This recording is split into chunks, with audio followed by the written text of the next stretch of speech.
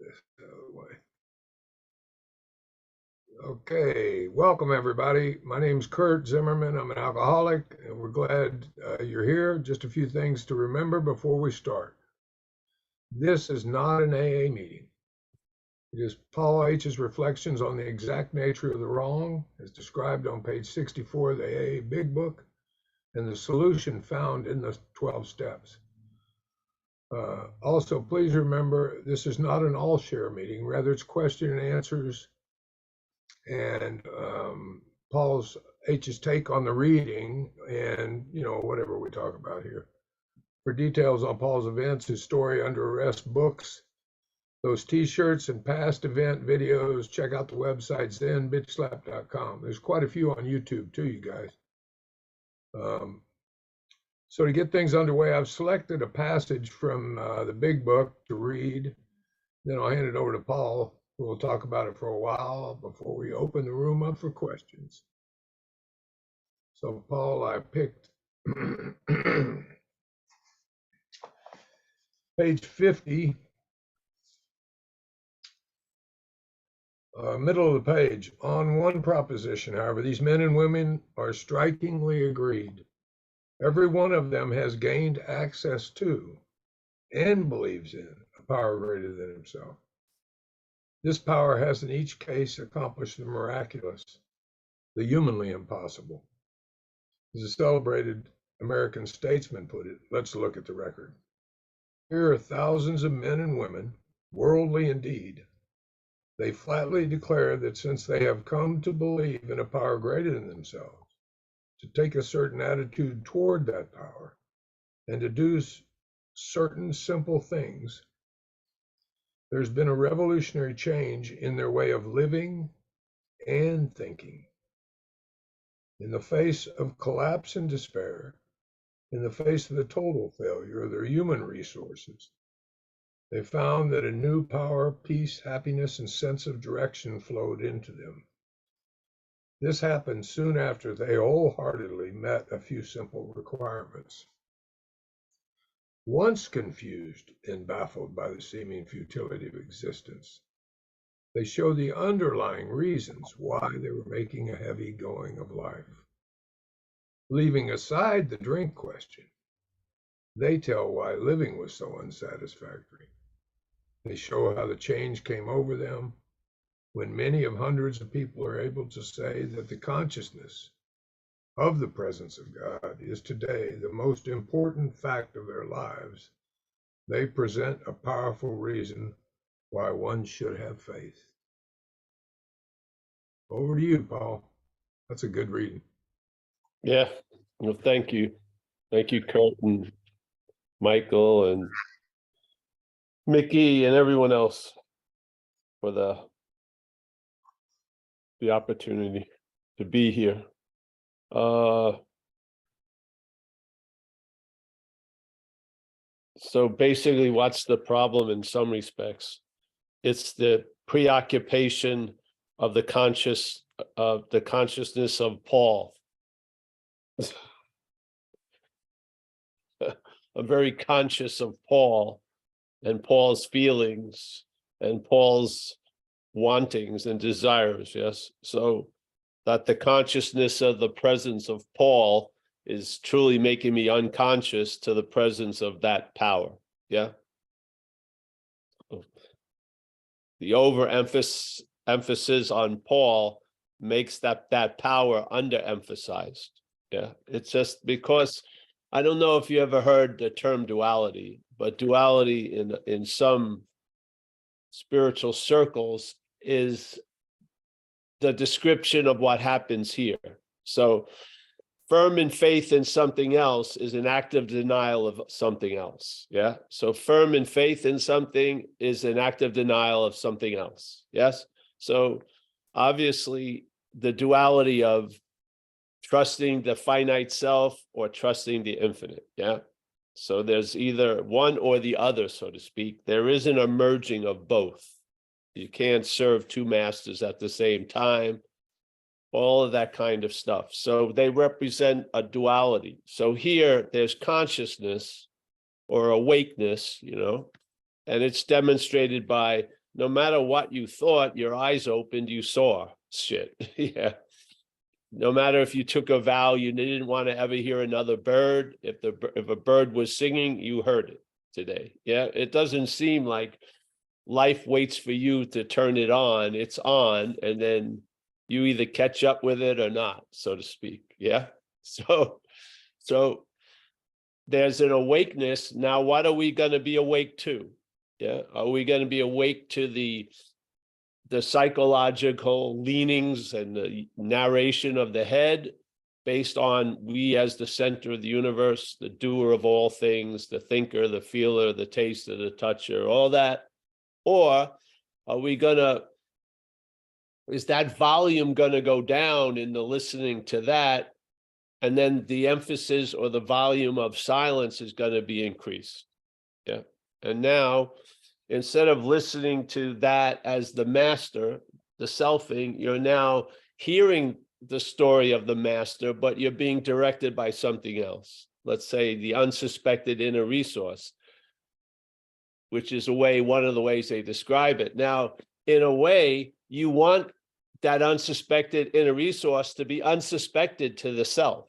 You don't want the self to know about the unsuspected inner resource, because then it's going to give it a name and it's going to co-opt it. And now you're going to be trying to get out of self as self. Yeah. Or that which is playing God is going to play God around the idea of God. Yeah. So it's best it stays an unsuspected inner resource to the problem or to the parasitical movement, yet you'll be enriched by it. And the funny thing is, the story of self will continue, but instead of having the reliance on that back wall, there'll be a giant space, and you'll be influenced by that. Yeah.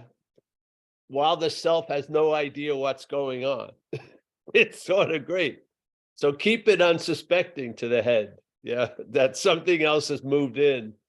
A new employer has been. So just tell the old employer his office has been moved to the mailroom. Yeah. Put all his certifications of supremacy and being the boss when it wields no power in your life. Yeah. Keep the inner resource unsuspected to the head. I humbly suggest that. So don't try to fucking know it. Yeah. Just sense it. Yeah. Don't try to describe the indescribable. Just feel it. Yeah. It doesn't say, the exact diagram of the presence of God. You sense the presence of God. There's a feeling. It's a sense, a tactileness, whatever you want to call it, that will start overriding the mental gyrations that we keep dancing to. Yeah. I mean, how many people are anxious right now and there's no apparent threat in the room they're in? It's just mind-boggling. I mean, yeah. And then we talk as if it's fear when it isn't. It's mental anxiety. Fear is a valid emotion. I mean, yeah. Usually, if you're in an extreme situation that fear gets triggered, you're going to feel adrenaline. Yeah, adrenaline is going to be released, and the fight or the flight is going to sort of occur. We're sitting in a very nice, comfortable place. The head zapping us like with electrical shocks all day about mental stuff. And the immunity isn't praying that it stops, the immunity to it is losing interest in it. Yeah. And how are you going to lose interest in all of this shit?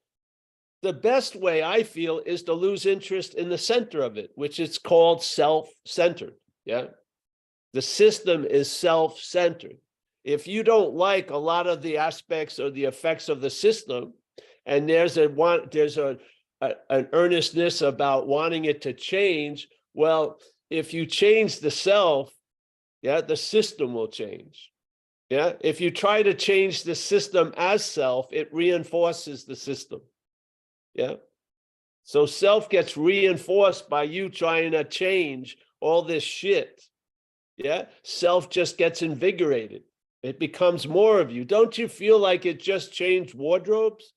You were out there with tattoos and leather jackets and fucking tight black jeans, and now you may be wearing yoga outfits, but it's the same fucking employers running the show.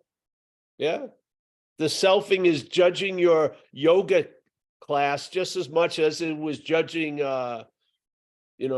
what you were going on shooting coke. It's the same fucking thing. Yeah. Of course, obviously, it's not as incredibly flamboyant, and you're not like in that pitiful, incomprehensible demoralization, but the slavery continues. You're enslaved to this bondage of self. So I find the best way to shake that up, obviously, is to see it's not you. Yeah, that's how it worked with me. I was going along, experiencing the revolutionary changes of recovery in the action figure. Must have been about 7 years into it. And then I was reading page 64, that sentence, being convinced self manifested in various ways is what has defeated us. And for the first time, I truly got a sense, which was something gave it to me, really. Yeah, I didn't come up to it. A sense that self was foreign. Yeah, it wasn't of me. In other words, as soon as the self was seen as foreign, the possibility of being free from it became available. Yeah. And then it told me what was actually going on. I've been trying to be free as self most of my adult life. Yeah. Through drugs, through fucking travel, through, spirituality. There's always been this drive, this addiction to seeking to try to change how I feel constantly. It was like incredible slavery in a way. And it found a lot of different programs with different outfits and different ways of talking, but it was basically the same drive. I wanted to get out of me. Unfortunately, I was confined by as me. Yeah, I wanted to get out of Paul as Paul, which is captured in recovery calling self can't get out of self. Yeah. So suddenly the back door opened.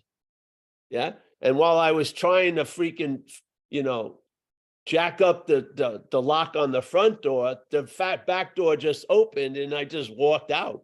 Yeah. I lost interest in that which was defeating me.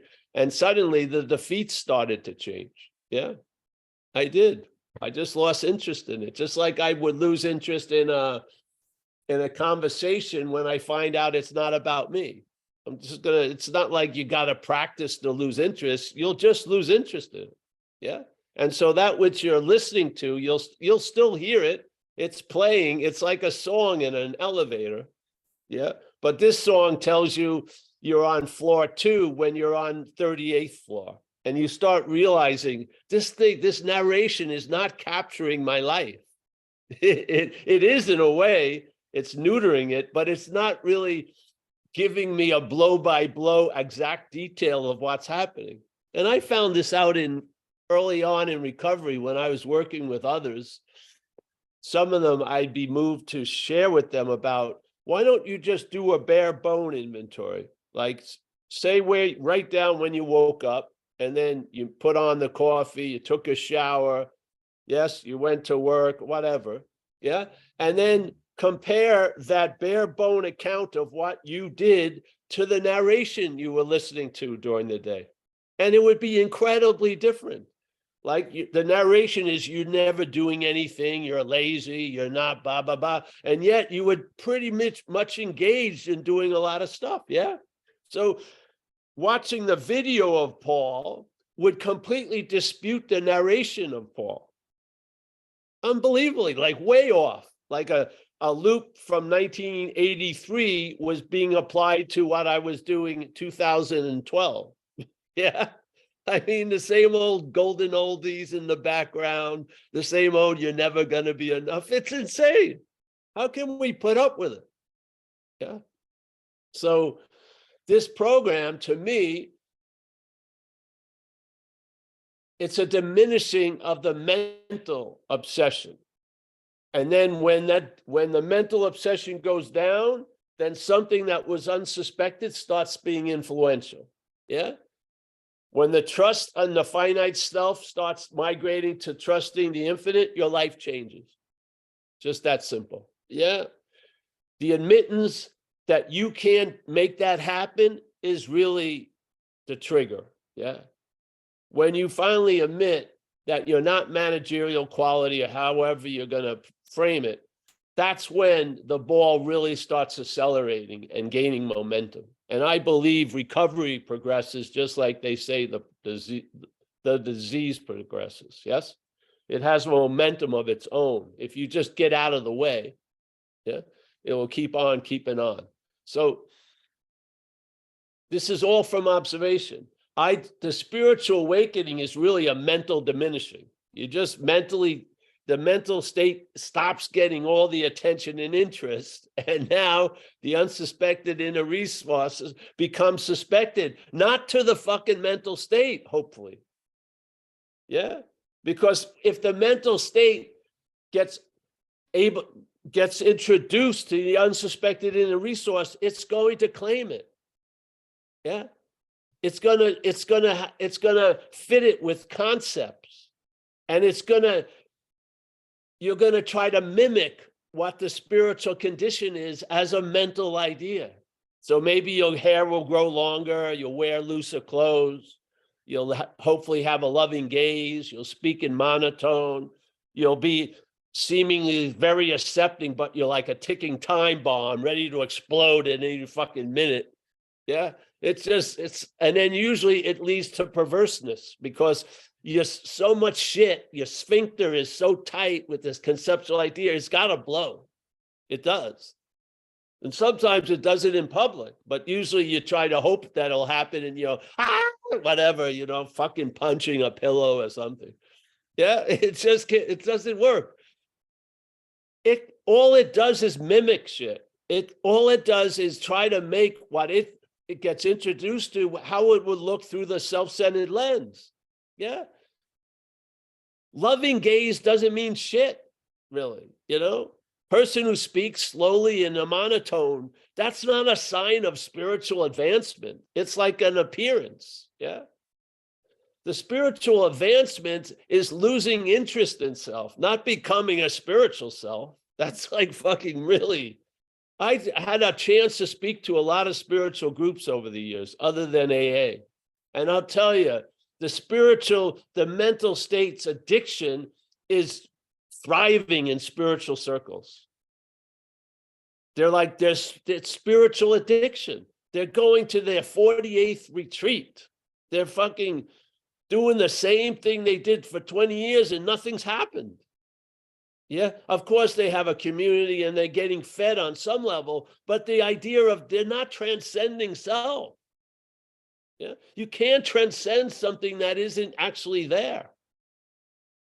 It's an activity that the head is engaged with and has us as the audience. And it's attempting to present false evidence quite a lot to try to manufacture consent. If you believe it, because why is it that your belief has all the power? It's not what you believe in, it's the belief in it that has the power. You are it. Yeah. You're the power here. And that power is being lent to this lower power. Yeah. And then it's beating the shit out of ourselves with our own power, in a sense. Yeah. What can make shit out of nothing? What? Does my dog? No. My dog does not make shit out of nothing. It rolls in shit if it can, but its head isn't making up shit all day. Yeah. I throw a ball every day. It's like fucking new for that dog. Yeah. We see 4 sunsets. We think we've seen them all. That's just like I've seen a sunset before. It's just unbelievable. We live a narration that dries up the zest of living. Yeah. Oh, I know this, I know that. You don't know shit. Your head thinks it knows shit. You're just an innocent, neutral observer getting drawn into that or being drawn into this. Hopefully now we're being drawn into the to the draft of the higher power. Yeah. We've now moved into the gravitational field of the higher power, and then our life expresses that. And then we observe changes, or we're still stuck in the gravitational field of the lower power. Yeah. The program of AA is admitting that we're sucked in that lower power of the gravity thing, so that we see it as not true. And then the program, perhaps the better way, moves what we really are, faith, belief, attention, and interest, to that. And we get sucked into that gravitational field, and we're hearing, like, hopefully very, very low, distant radio, telegrams from the old gravitational field. Yeah. It's telling you to turn left. You don't turn left for weeks. You're going to get it. You don't get it for months. Better not. You do it and nothing fucking happens. The big foot out of the sky doesn't squish you. You want it. No, it doesn't work. It's lost. It's like the guy behind the curtain in The Wizard of Oz. Yeah. When you didn't see The Wizard of Oz, the explosions had you really worried. Now you see The Wizard of Oz as a weak little thing. The same explosions don't. Yes? The explosions aren't doing it. It's what you think the explosions are about are doing it. Yeah? We talk here, you have mental anxiety, let's say, 20 years about something. If you ever find yourself in that experience, you probably had no fear in it. Like turning around in a car, waiting to see what you're going to hit. It's probably an incredible, silent, spacious thing. All the fear was before the fucking event happened. Or mental anxiety, yes? When you're in it, you're not like that. Yeah? You usually respond. People run over and they're women and they lift the car off the baby. It's just wild shit can happen. Yeah. But constantly going over what it would look like in the head's point of view just fucking gets us paralyzed. Yeah. So I don't think about this at all, except when I come here and I try to emphasize and paint it really stark. Yeah, I don't see self as a boogeyman. I see it as an activity called selfing, one of many activities. But this activity says it's you, which is different than a lot of other activities. Yeah. So when I'm seeing thoughts, the activity of breathing and digesting aren't saying you're the thinker. It's this one stream of activity that claims to be the doer of a lot of shit it has nothing to do with. Yeah. So it can brew a lot of trouble in a sense. Yeah. Because it will talk to you as you. Yeah. Yeah. And it will tell you how you should feel from its point of view about you. Instead of you finding out how you feel, it will tell you how that you feels before you feel anything. Yes. So now you're going to Hawaii and you're feeling excited, but your head says it's anxiety. So now you're calling someone up saying, I'm in a lot of anxiety about going to Hawaii. No, you're probably excited. Yes, you're excited to go to Hawaii. What? Oh, yeah. It's insane. It's like getting hit and then waiting for someone to tell you got hit. Yeah, it's just crazy, isn't it? I don't know if I got hit or not. Oh, by the way, you got hit, Paul, earlier. That motherfucker was really fucking putting it to you. What? Yes, it's insane. But if you have no compass, you'll be led anywhere. If there's no compass in your life other than that GPS, you're bound to be listening to it. Yeah. We had one, it was an incredible little example. We were going to a meeting in late at night in a rural area outside of Boston, yeah, near Walden Pond. nothing there, little country road. Suddenly there was this big commotion at this railroad track crossing. So we pulled over and a cop came by and we go, well, what's going on? He says, well, a lady was listening to her GPS. It had her turn right on the tracks. Yeah. And there she must have been hearing and feeling the thing going pum, pum, pum, pum, pum. She kept listening to it because it said, your destination is 200 yards. It says she drove way down the tracks. Isn't that insane? She had so much faith in the thing yapping that it overrode her whole experience. Guess what? Welcome to the condition. And where is the power there? Faith, faith, faith. Go to page 52 and 53 and we agnostics. Faith has, wherever we are right now, faith had everything to do with it. Yeah. And this is from the big book. We're not adding this onto it. It says right here, without knowing it, the bottom of page 53, without knowing it, had we not been brought to where we stood by a certain kind of faith. That means anytime you've ever been brought to wherever you've stood, he's saying a certain kind of faith brought you there. What is that faith? The unsuspected inner resource.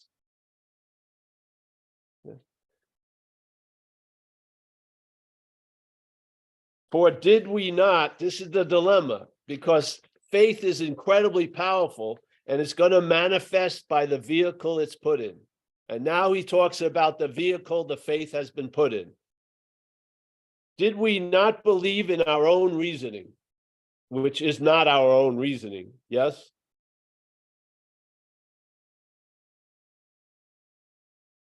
If it is, you sure don't have it. You listen to it quite a lot. Something is broadcasting the reason you think is yours. If it was yours, why would it have to be broadcasted?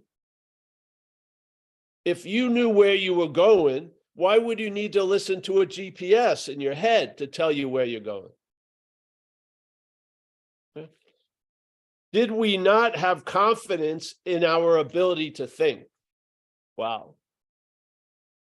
What was that but a sort of faith? Yes, definitely. A big, big sort of faith.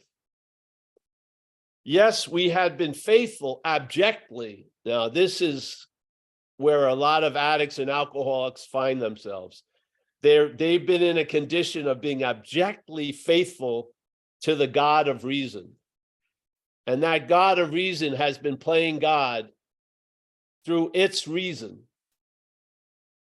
Yeah. Presenting its reason, its take on this life, instead of having our own take and living it. So our take has been replaced by a narrative that we're relying on. You can call it self. And this is what has defeated us, is going to defeat us. Yeah? Yeah. Yes, we had been faithful, abjectly faithful to the God of reason, trusting the finite self. Yes? So in one way or another, we discovered that faith had been involved all the time. All the time would include now.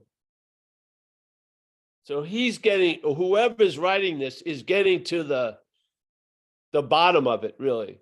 That faith is really the influential aspect in every moment we're ever in.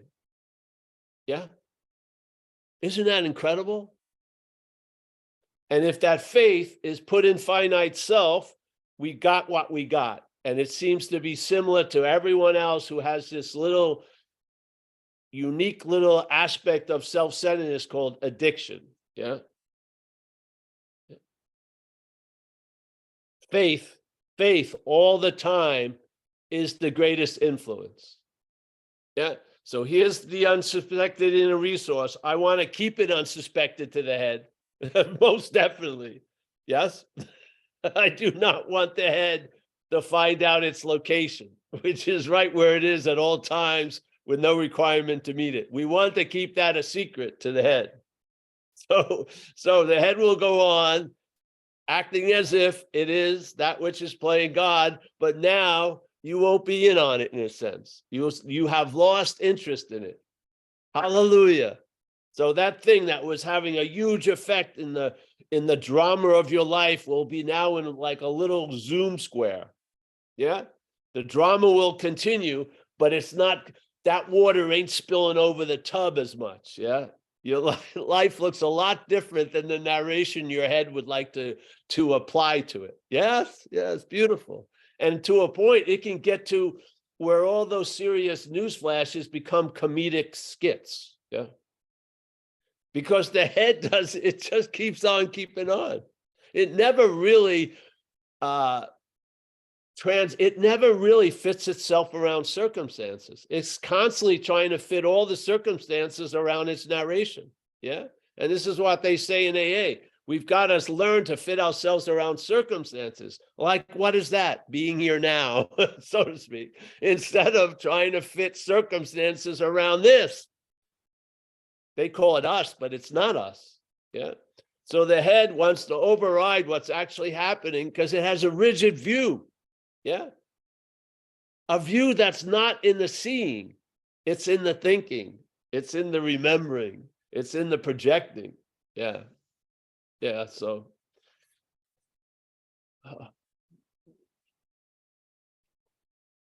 maybe, you put on those glasses and then you forgot they were glasses.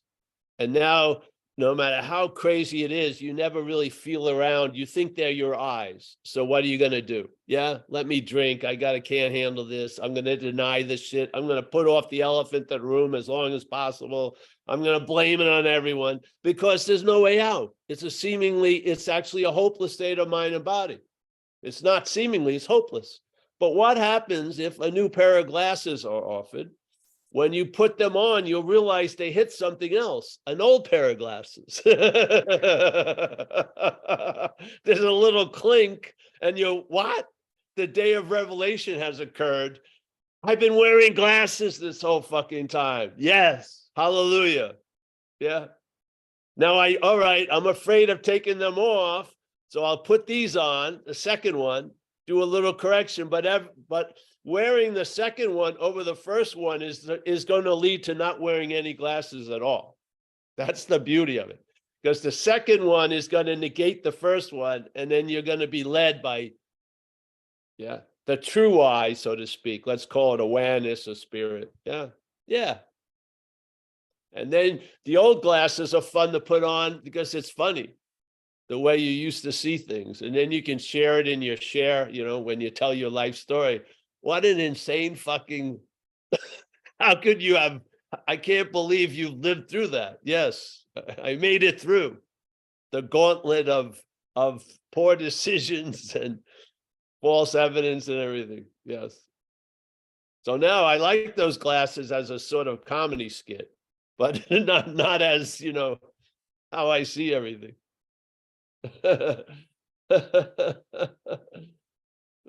So yeah, check out that 5253. It's really incredible.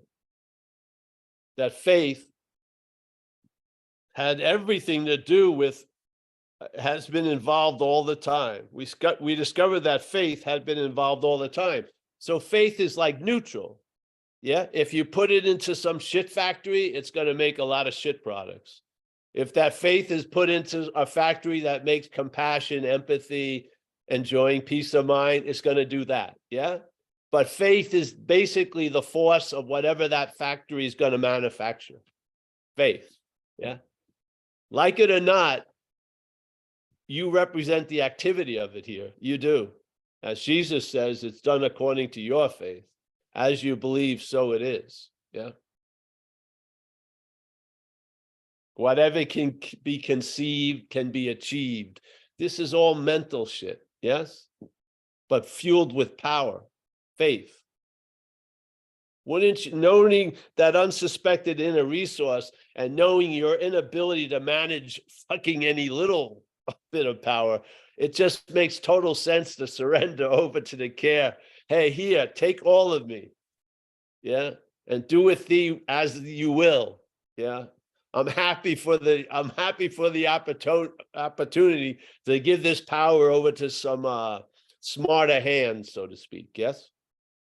And then you reap the reward because the changes are going to come through you. Yes. I can't believe it, really.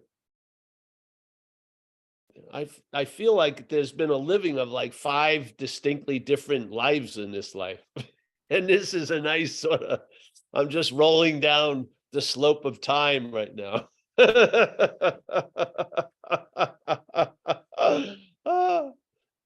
Without a care in the world.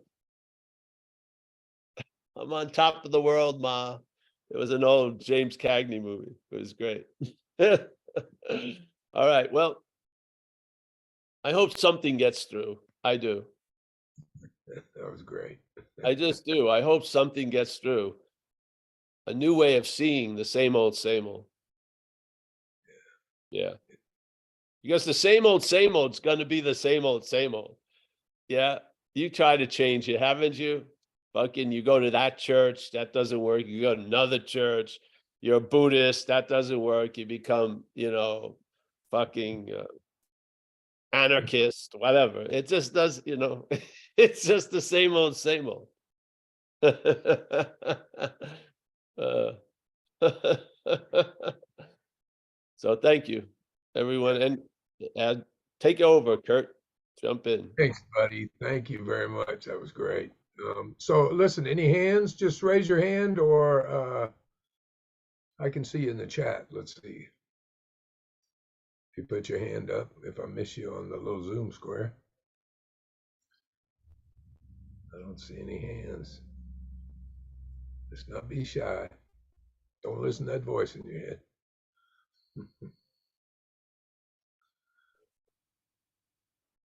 There we go. We got Carolyn.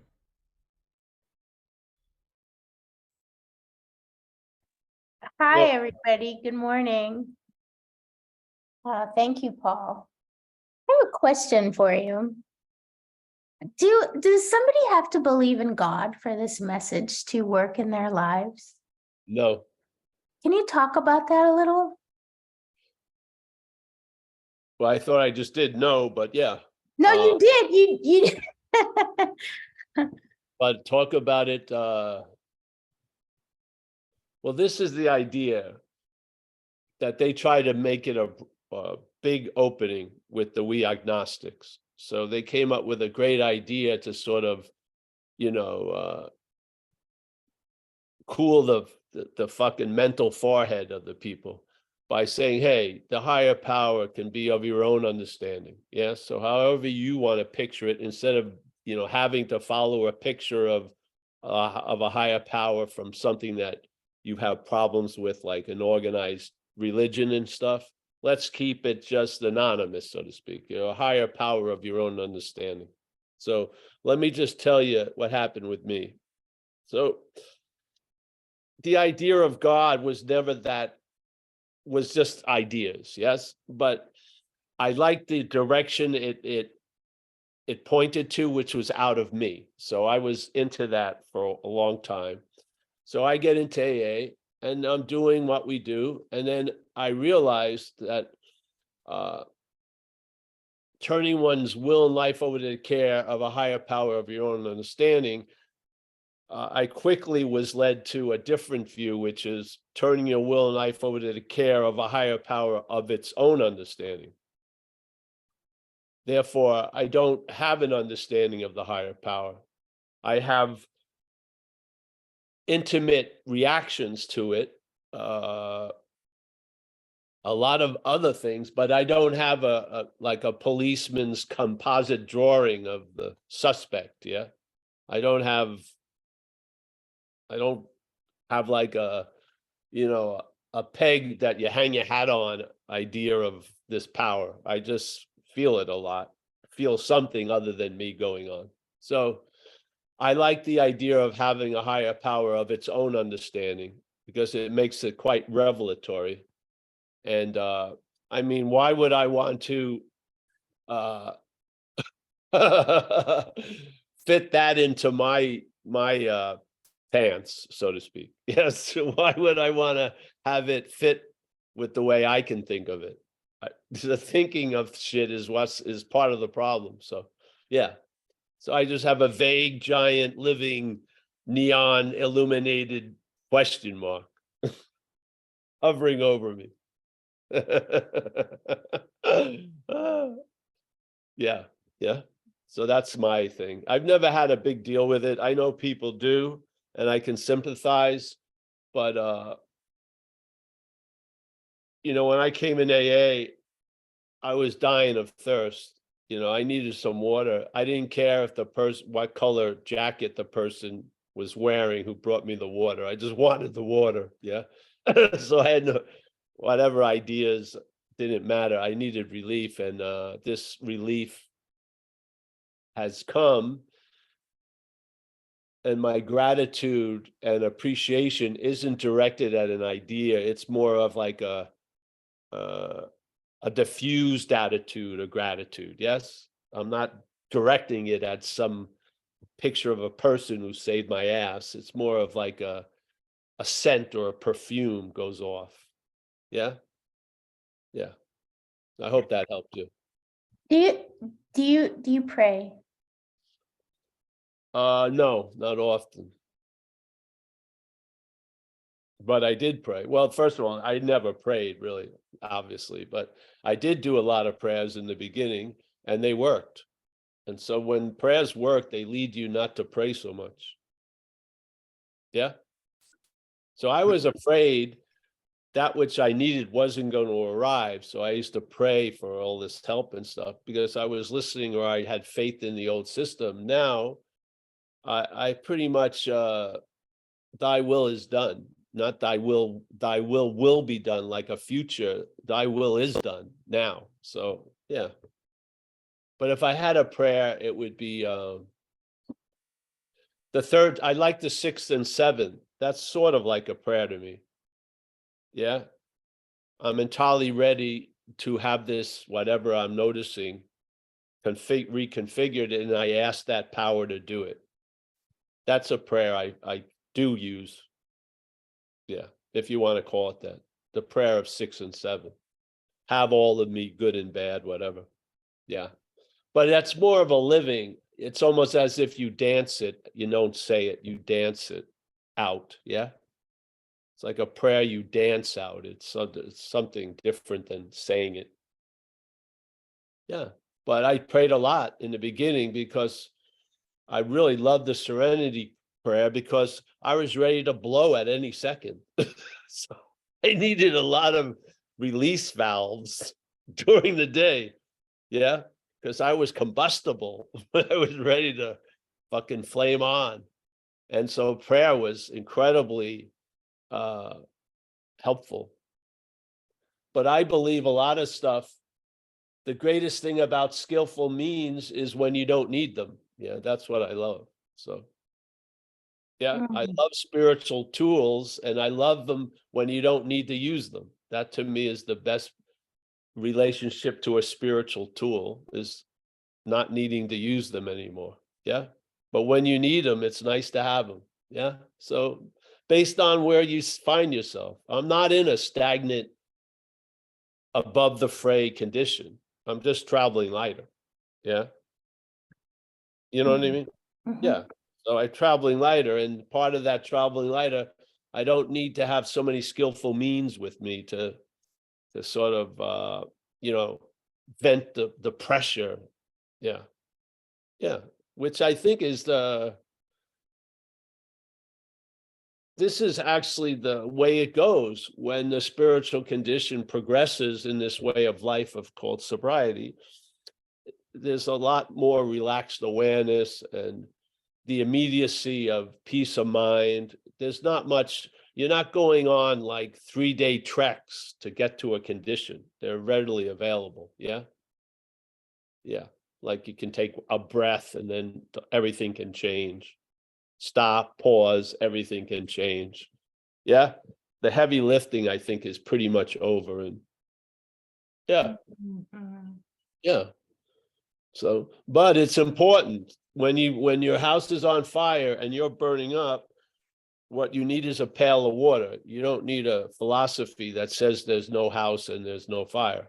Yeah, it's not going to work. So just get the pail of water.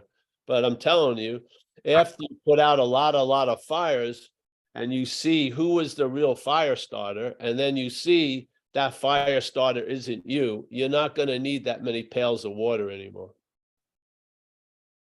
Because now it's like lighting a match in the closet. It's not burning down your fucking village anymore. Yeah. I'm not out there raping and pillaging anymore.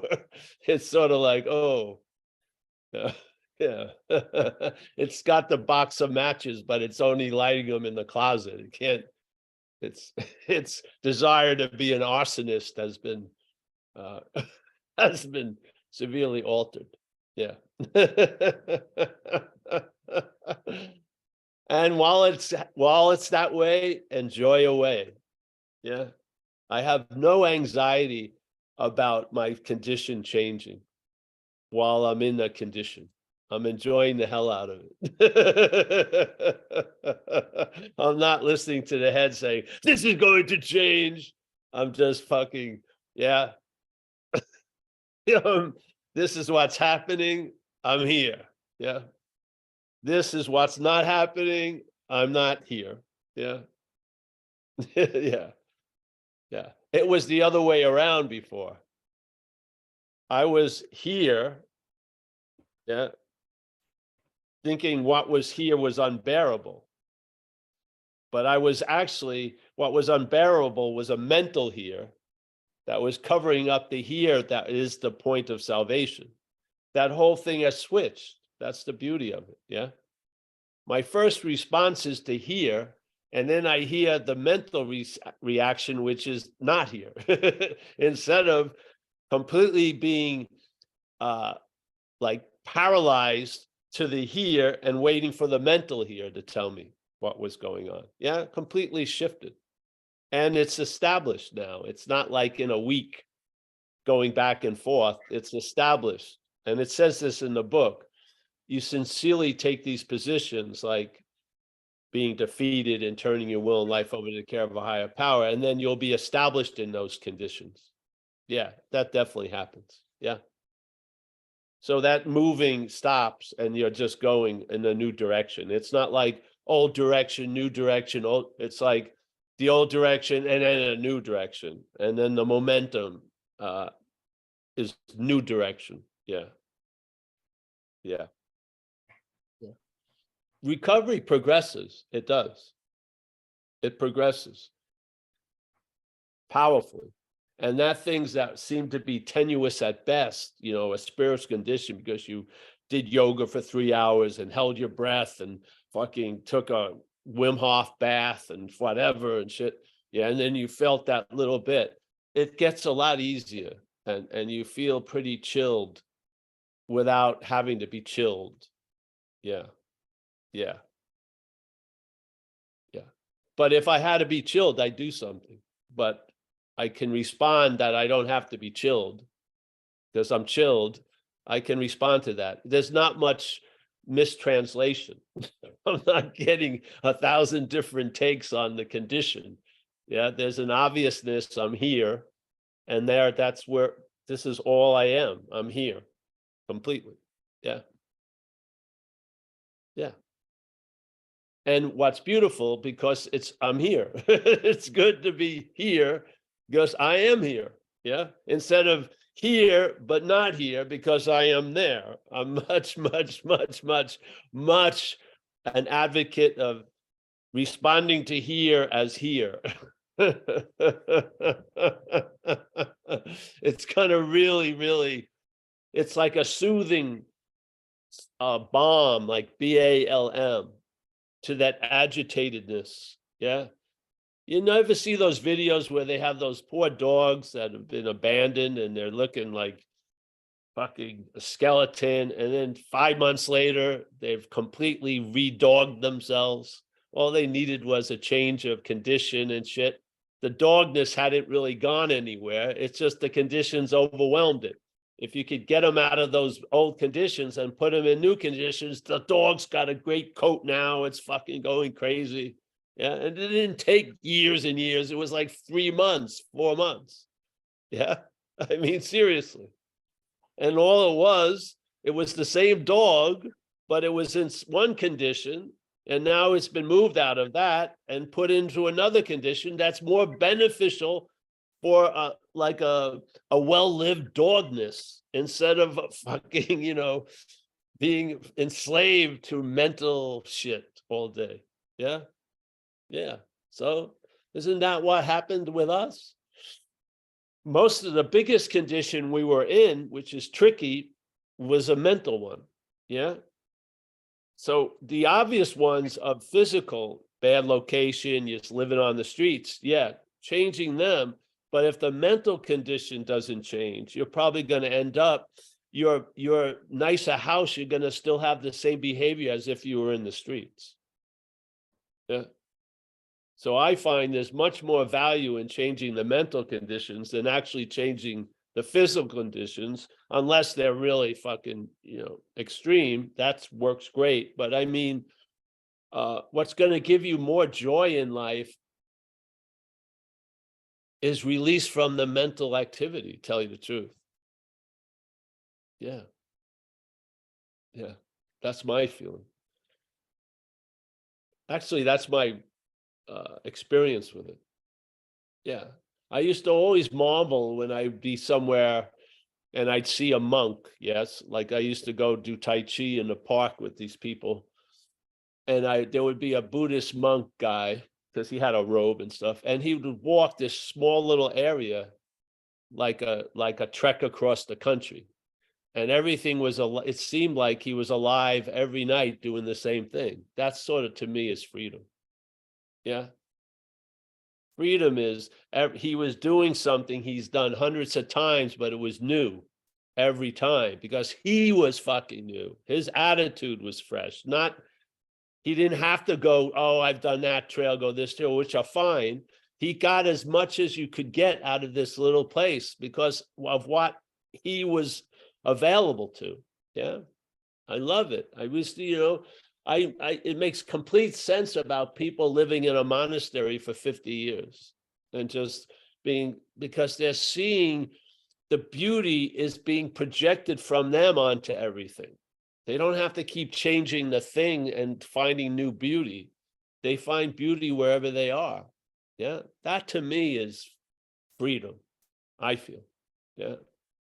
Yeah. So, life here, I have a pretty plush life. I do. I have a place, I have dog, cat, which I didn't want either of them. I got a lovely girlfriend who wanted the dog and cat. and here we are. And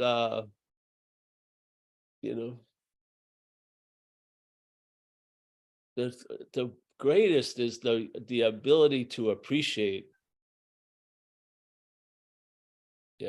what's available.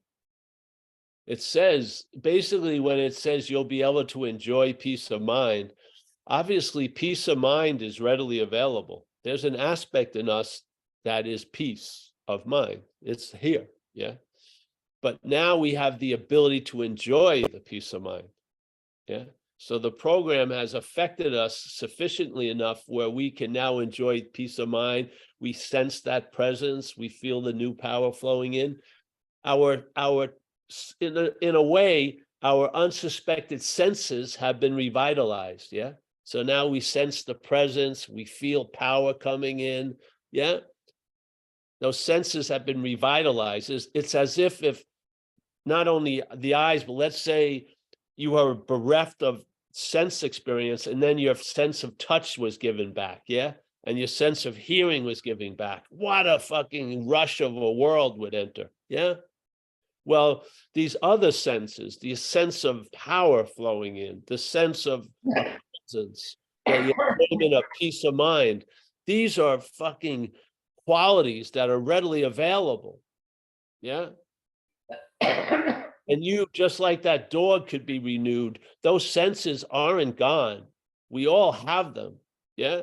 Things may have to occur to diminish the overemphasis of the mental so that these other senses can be emphasized. Yeah. I feel a presence all the time. Before, all I heard was the fucking head. Yeah.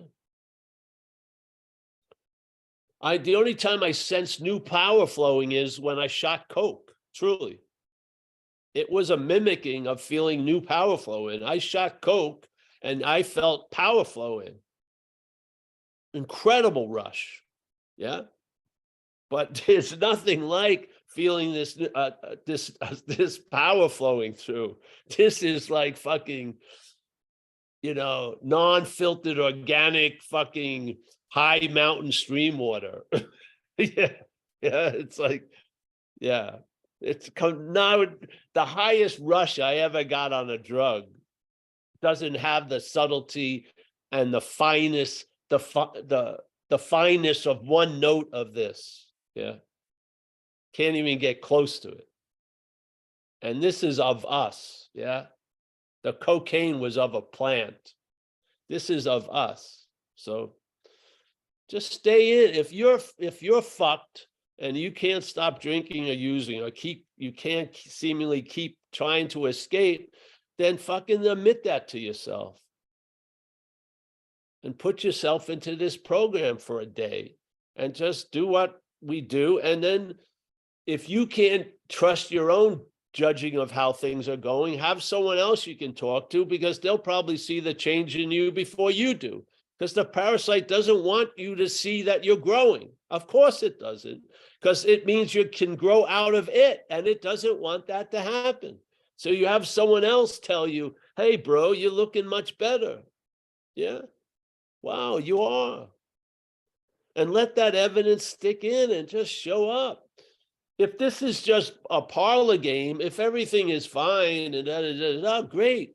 But for some of us, it's truly life and death. Really. Yeah. If you go back out,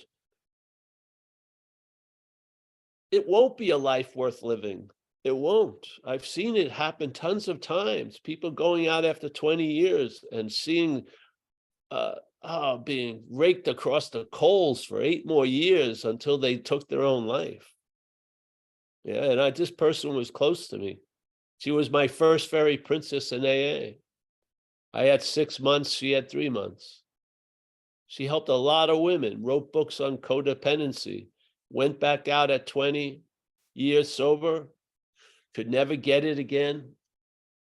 She couldn't get established in that condition again. She was established in this condition.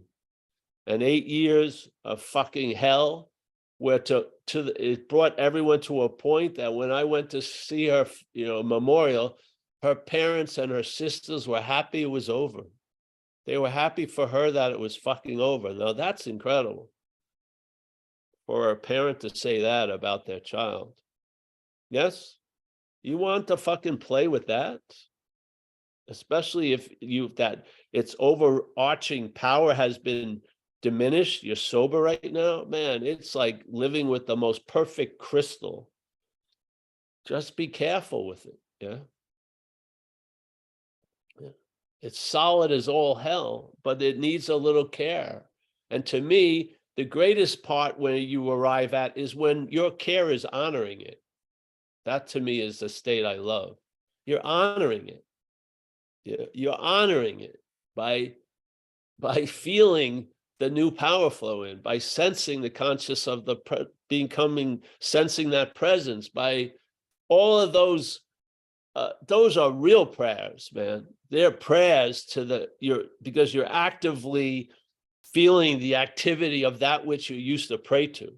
You're feeling its activity in your life. And it produces a lot of honor and awe, AWE. Yeah. And that gets lent to how you see things. Little bugs, big things, I mean, every tree has thousands of leaves, every fucking tree around here. And this is the 6th year we lived here.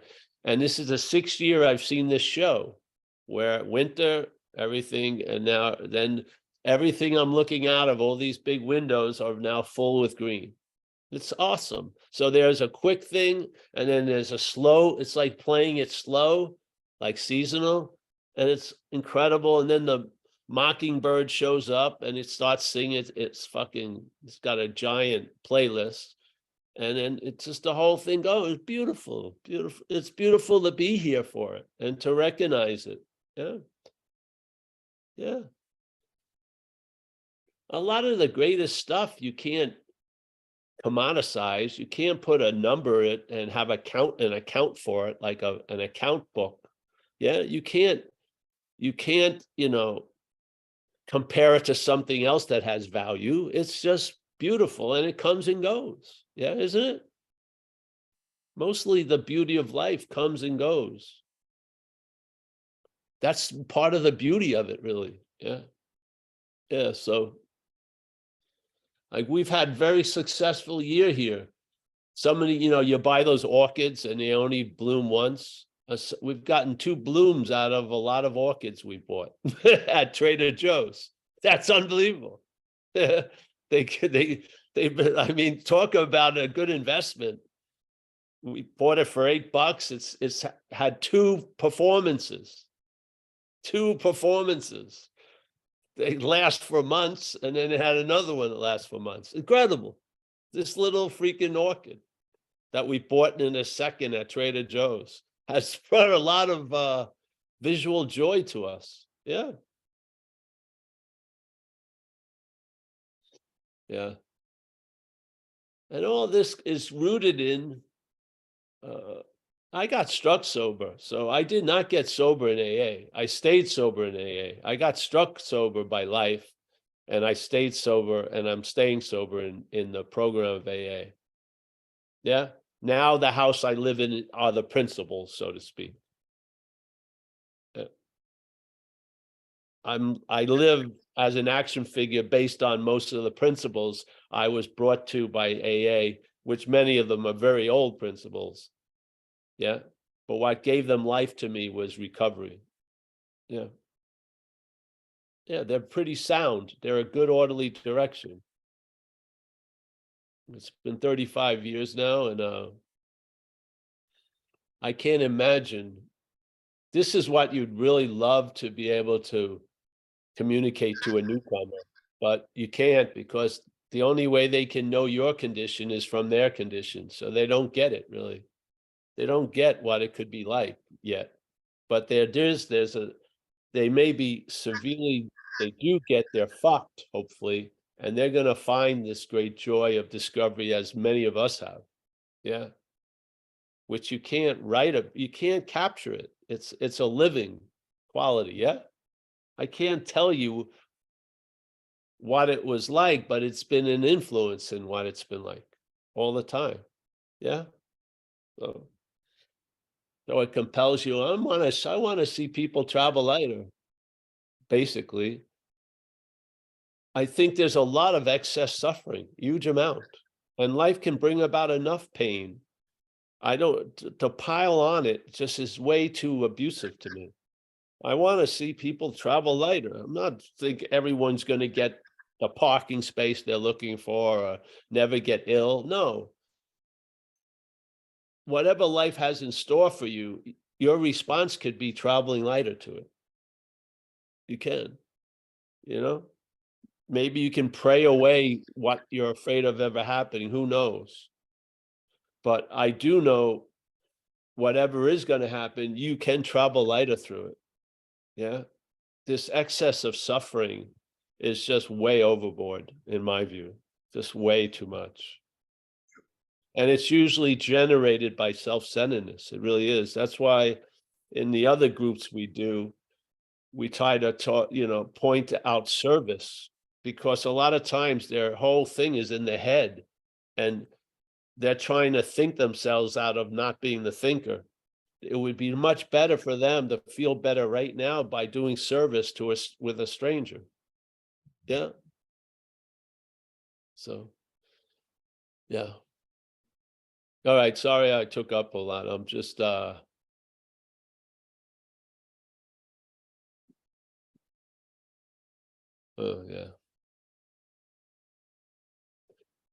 You ever been in the water? It's like being in the water the whole time.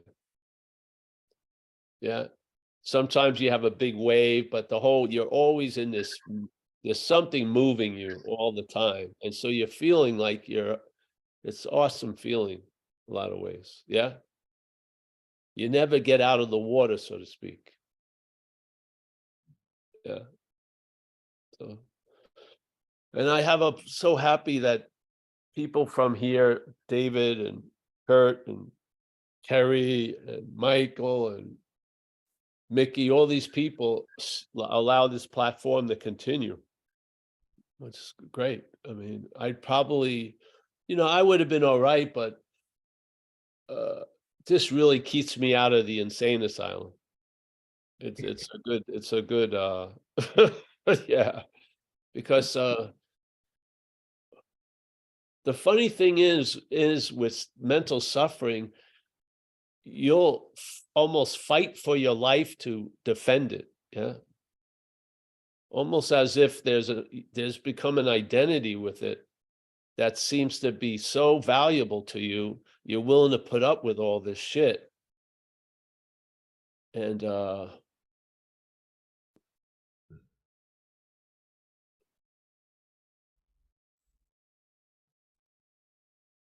it's almost like a contagion. Suffering gets shared, the mental version, and then it spreads. Yeah.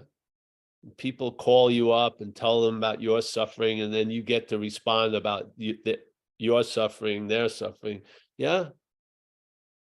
And it's almost as if it gets to be like a familiar condition that we swear we do anything to get out of it, but we don't want to get out of it. Yeah. And just admit that to yourself if that's the case. There's nothing wrong with it. If you want it, be that way, be that way. But then try not to infect so many others if you can. Yeah. Yeah. I don't want to show, oh, here's my suffering, let me see yours. And then it's like, who has the biggest fish? It's like the old days in Narcotics Anonymous, the stories, there was a lot of romanticizing of the big, I've shut up for this and that. It was like, okay, let me get a bigger fish out. And I did it for this time. It's unbelievable. I drank more than I spilled more alcohol than you ever drank, whatever. It's so great.